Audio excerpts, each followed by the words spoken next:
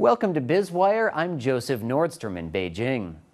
At meetings this week with Southeast Asian leaders, Chinese Premier Li Keqiang said China's trade with the region could more than double to $1 trillion by 2020.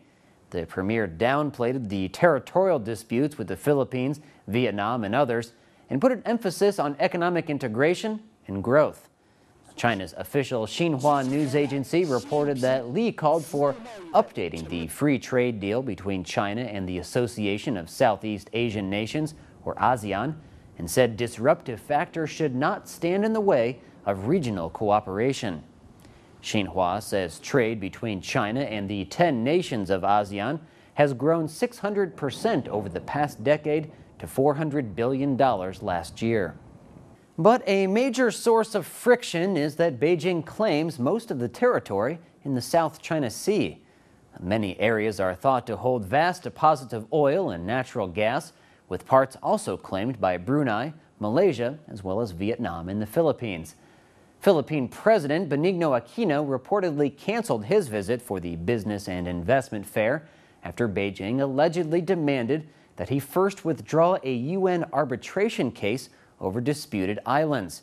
For its part, China said it had never invited Aquino in the first place. Earlier this week, the Philippines accused China of setting concrete blocks with the intention to build on Scarborough Shoal, one of the more contentious areas between the two sides. What some see as a positive step forward, though, China has agreed to meet ASEAN members later this month in the city of Suzhou to discuss a code of conduct for the waters to help mediate conflict peacefully. In the past, China has rejected international arbitration, preferring instead to deal with issues on a bilateral basis. Li stressed it was in Beijing's long-term policy interest to maintain friendly relations with its ASEAN neighbors. The premier told ASEAN leaders that China was serious about wanting a peaceful resolution to disputes over the South China Sea, though he signaled Beijing was in no rush to sign an accord on maritime conduct.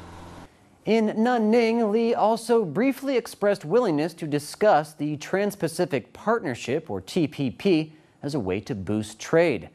Beijing is not involved in the U.S.-led initiative, but state-run media in July reported that officials were warming up to the idea after Japan joined the talks.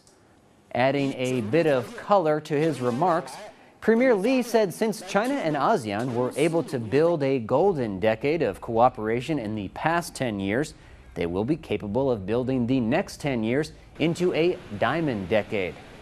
At the opening ceremony of the Expo, China and ASEAN signed 3 economic agreements covering ports, technology transfer, and an entrepreneur association. Li said two-way investment will amount to $150 billion from now through 2020. Among a host of initiatives to foster China's cooperation with the regional grouping, Li called for further trade liberalization to build on the existing bilateral free trade agreement, speeding up the building of transnational infrastructure projects, telecommunication and energy links, as well as strengthening cooperation on regional financial stability.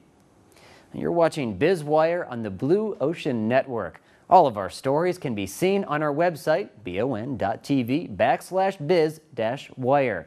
In just a second, we'll continue with more insight into the big picture of China's economy.